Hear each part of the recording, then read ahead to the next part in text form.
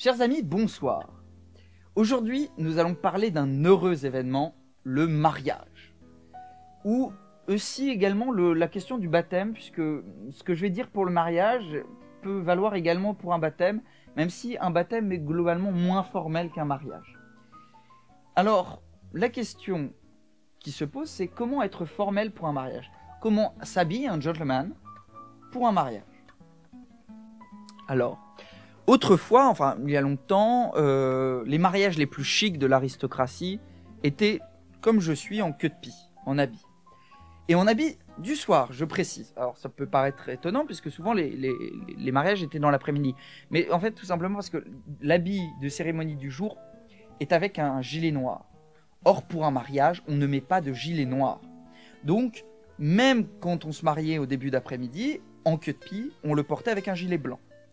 Bon, cet usage s'est perdu. Je connais encore quelques personnes qui se sont mariées en queue de pie, mais pour moi, la queue de pie se porte plutôt le soir, après la cérémonie, pour le dîner. Mais j'y reviendrai. Pour moi d'ailleurs, un mariage très formel, c'est un mariage où on se change pour le soir.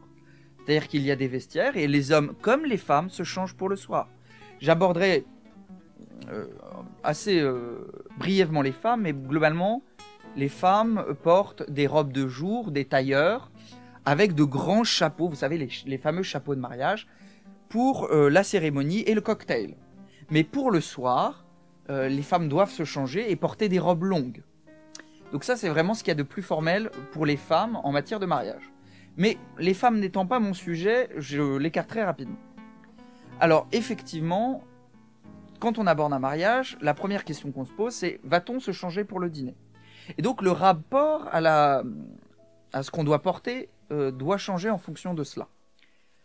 Je dis toujours qu'un mariage où on ne se change pas pour le soir, eh bien, la tenue du jour doit être un peu plus formelle pour convenir également au soir, du moins un peu plus sombre dans ses couleurs, pour convenir également au soir. Alors que si on se change pour le soir, on peut se permettre à plus de couleurs pour l'après-midi. Bon, ça c'est une manière générale. Donc, comment s'habiller pour le mariage? Moi, je préfère un mariage où, effectivement, on se change pour le soir, et donc je vais décortiquer ma vision du mariage le plus formel, une partie pour le matin, et une partie, enfin, pour l'après-midi plutôt, et une partie pour le soir. Alors, pour l'après-midi, donc pour le cocktail, pour la cérémonie, l'habit a cessé de se porter. Et encore une fois, même s'il se portait, il ne se portait qu'en ville. C'est-à-dire que même les mariages aristocratiques, même à la grande époque, quand ils étaient à la campagne, on ne portait pas l'habit, on portait la jaquette. Alors, j'ai un grand plaisir, c'est que je revois la jaquette de plus en plus portée à notre époque. Ça, c'est quelque chose qui me fait plaisir, même si ce sont souvent des jaquettes modernes. La jaquette traditionnelle, un jour je vous ferai d'ailleurs un véritable épisode sur la jaquette. Alors, vous savez, c'est cette veste longue qui arrive un peu au-dessus des genoux, d'ancien régime, qui porte ce qu'on appelle une découpe baïonnette, avec des... Enfin, c'est très compliqué à expliquer comme ça, il faudrait que je revoie. Mais en gros, il y a une découpe baïonnette. Quand on le voit pas, en fait, il faudrait que je fasse un épisode où j'ai une jaquette sous les yeux pour bien vous le montrer. Mais il y a c'est une découpe princesse avec un motif baïonnette. Bref, passons au suivant. La jaquette, traditionnellement, elle était noire. Mais à partir des années 60, en Europe continentale, elle est devenue grise anthracite. Et aujourd'hui, d'ailleurs, quand vous allez à un mariage où on porte la jaquette traditionnelle, elle est grise anthracite. Il n'y a en fait qu'en Angleterre qu'on porte la jaquette traditionnelle noire. Il y a le fameux pantalon de la jaquette, qui est un pantalon en coutil rayé gris, noir, peut-être parfois avec des légers fils blancs. Ce qui est bien, c'est que chaque maison qui produit son pantalon de jaquette a son motif différent. Les motifs vraiment changent d'une maison à une autre. Et on le porte avec un gilet. Quand on le porte avec une jaquette, le mieux est le gilet croisé. Et de manière générale, un gilet avec des revers, parce que voilà, on porte un gilet bien habillé. Le gilet, si on veut être vraiment le plus formel possible pour un mariage, on porte un gilet gris. Gris clair, ou gris moyen. Et on le porte avec une chemise blanche à col cassé, avec une lavalière. Si on veut être vraiment le plus formel possible, c'est une lavalière gris perle. Vraiment, une gris un gris très très clair. Mais beaucoup de gens le portent avec une lavalière de couleur, ça se voit beaucoup. Et d'autres personnes mettent un col classique avec une cravate. Alors j'ai vu certaines personnes porter un col cassé avec une cravate, ça peut se faire avec une jaquette, mais j'ai toujours à penser qu'avec une cravate, il est mieux de porter un col classique.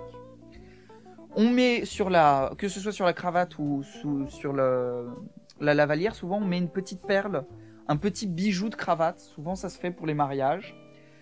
Et parfois aussi, les gens portent un gilet, même avec une jaquette traditionnelle, ne portent pas un gilet gris, mais portent un gilet de couleur.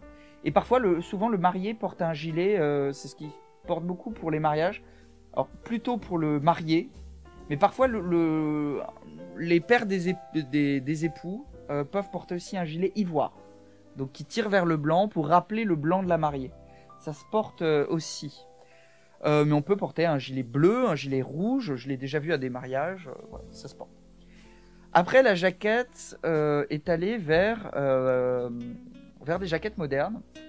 D'abord, on a fait des jaquettes grises, parfois des gris plus clairs, et où le pantalon n'est pas ce pantalon traditionnel rayé, mais la veste et le pantalon d'un même gris, avec un gilet d'un gris plus clair ou un gilet de couleur. Ça s'est fait aussi. Et aujourd'hui, ce qu'on voit beaucoup, c'est que la veste et le pantalon sont bleus.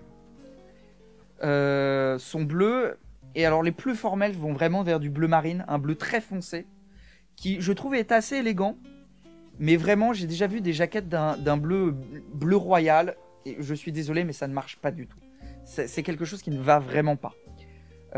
C'est quelque chose que je critique. Si vous voulez faire une jaquette bleue, vraiment prenez-la bleu marine, et portez-la avec vraiment un gilet blanc ou gris. Pourquoi ? Parce que quand on porte la jaquette grise ou noire, c'est très sombre, c'est très terne. Donc on peut se permettre de porter un gilet de couleur pour apporter une touche de couleur. Quand on porte une jaquette bleue, on a déjà de la couleur. Donc j'emploierais, pour moi c'est une question d'équilibre quand on fait du dépareillé. Porter un gilet gris clair ou ivoire pour pas trop marquer une couleur supplémentaire, parce que si on fait un bleu avec un rouge, j'ai déjà vu un bleu très marine avec un rouge bordeaux, c'était assez élégant, mais encore une fois c'est une question d'association de couleurs, ça peut être difficile à faire. Ensuite, qu'est-ce que je mettrai en dessous si vous ne voulez vraiment pas porter la jaquette? Qu'est-ce qui est moins formel et qui se porte très bien? Vraiment, ça se porte à un mariage, notamment c'est ce que je porte quand je vais à un mariage et je ne sais pas si les gens seront en jaquette. Je porte un Stressman. Alors le Stressman, il y a plusieurs noms, Stressman, Stroller, Black Long Suit, ça dépend des origines d'appellation.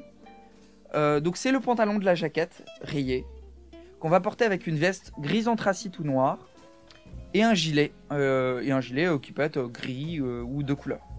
Donc en fait c'est un peu, je dirais les mêmes règles que pour je dirais vraiment les mêmes règles que pour la jaquette. Vous pouvez faire d'ailleurs un Stressman avec une veste bleu marine, mais dans ce cas-là, un gilet gris et le pantalon de la jaquette traditionnelle. Ou inversement, vous pouvez faire la veste grise anthracite avec un gilet de couleur, parce qu'on a un mariage, ou un gilet ivoire, et le pantalon traditionnel de la jaquette. Ensuite, on peut descendre encore d'un cran.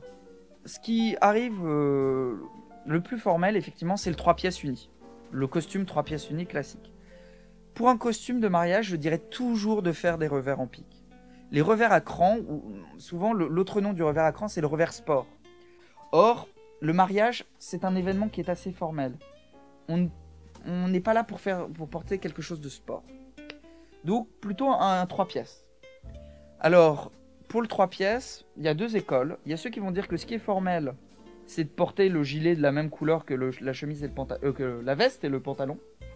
Et une autre école qui dit c'est un mariage, pour rappeler un peu la tradition de la jaquette, on va porter un dépareillé.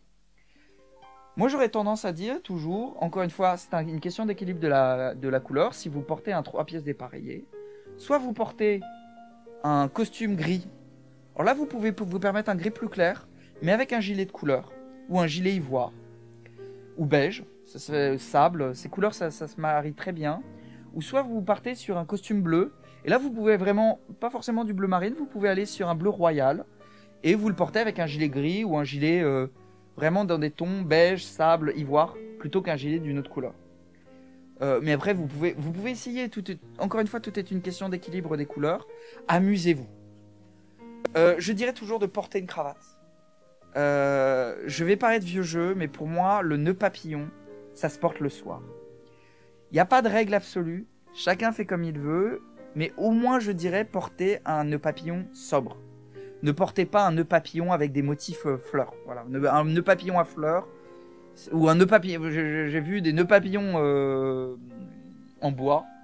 Je fais un signe à la régie. Il existe des nœuds papillons en bois. J'ai déjà vu ça à un mariage. C'est l'horreur absolue. On oublie. Le nœud papillon en bois n'a jamais existé. Voilà. Alors, faites unis. Après, si vous voulez une touche un peu de décontraction, il y a des nœuds papillons tricotés, unis. Ils sont très jolis. Pourquoi pas? Mais moi, j'ai toujours à penser que pour l'après-midi, pour le cocktail, portez une cravate avec votre costume. Si vous ne voulez pas porter de gilet, alors vous pouvez par exemple, ça dépend s'il fait froid ou non, un petit pull. Mais il existe des pulls assez bas, dans la découpe, des pulls vraiment col en V, qui sont assez élégants. Des gilets ou notamment des pulls sans manches qui iront très bien. Voilà.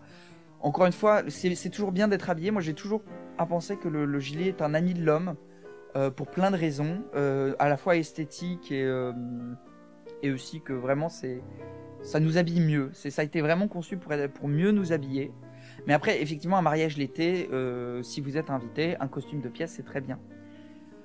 Évitez trop, vraiment, ce que je vous dis, un mariage, c'est quelque chose de formel, donc, surtout si vous n'êtes pas le marié, c'est le marié qui est au centre de tout.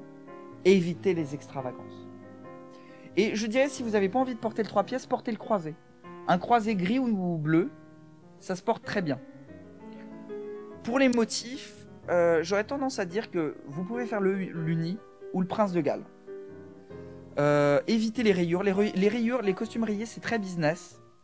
Je dirais plutôt vraiment, visez plutôt les princes de Galles.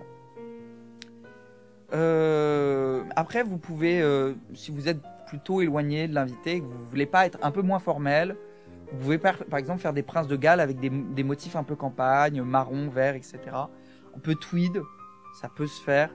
Mais encore une fois, je trouve que le tweed, c'est une matière que j'aime beaucoup. J'adore porter des costumes en tweed. Mais pour moi, ça n'a pas sa place à un mariage qui est vraiment quelque chose de formel. Je rappelle aussi, à un mariage, on ne porte que des souliers noirs. Quand on veut être formel. Que des souliers noirs. Si vous êtes un invité éloigné, que vous portez juste un petit costume bleu, 2 pièces, ou voilà, enfin, vous pouvez vous permettre des chaussures marron. Mais par exemple, si vous portez une jaquette ou un stroller, c'est que des chaussures noires.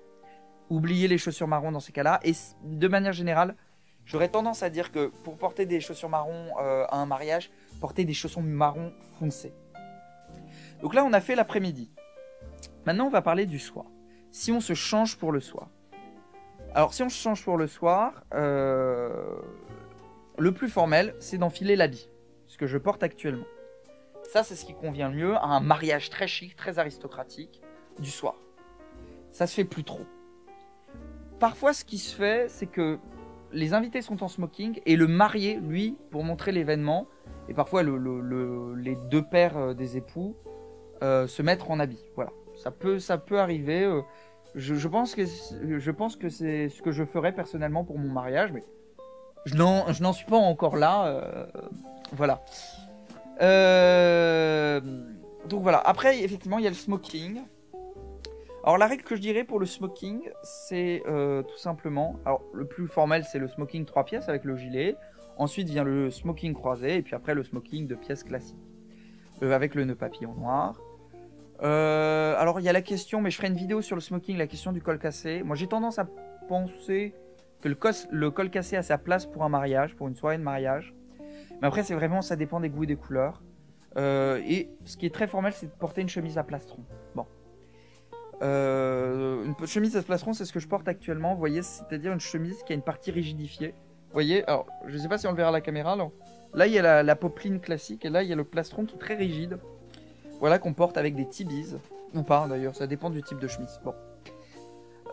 Pour le smoking, je dirais la règle, que des smokings noirs. Tout le monde en smoking noir. Pas de smoking blanc. Je dirais que seul le marié peut se permettre le smoking blanc.